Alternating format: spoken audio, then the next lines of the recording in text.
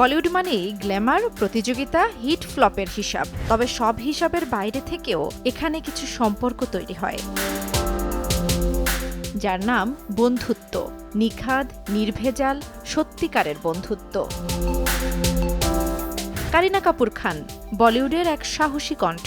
তার গার্লস গ্রুপের গল্প অলরেডি সবার জানা। অমৃতা আরোরার সঙ্গে তার বন্ধুত্ব শুধু ফটোশুটে নয়, রাগ, অভিমান, হাসি, কান্না সবকিছুতেই তারা একসঙ্গে। কারিনা বলেন, যেমন ছিলাম আজও ঠিক তেমনই, আর এটাই বন্ধুত্বের সৌন্দর্য।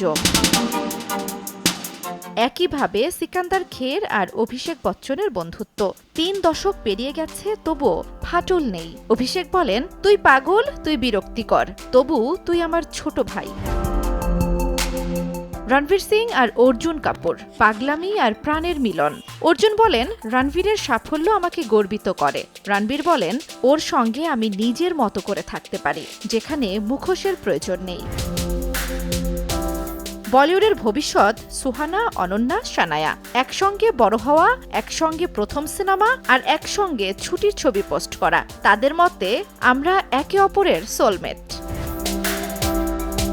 ৫-৬ দশকের ৩ চিরসবুজ তারকা হেলেন, আশা, ওয়াহিদা। বয়স তাদের আলাদা করেনি, প্রতিযোগিতাও না। আজও তারা ছুটি কাটান, গল্প করেন। এই বন্ধুত্ব টাইমলেস। বলিউডের সবকিছুই বদলায়, কিন্তু কিছু কিছু সম্পর্ক থেকে যায় ছবির বাইরে, ক্যামেরার আড়ালে, হৃদয়ের এক কোণায়। জান্নাতুল দোলনা, সময় সংবাদ।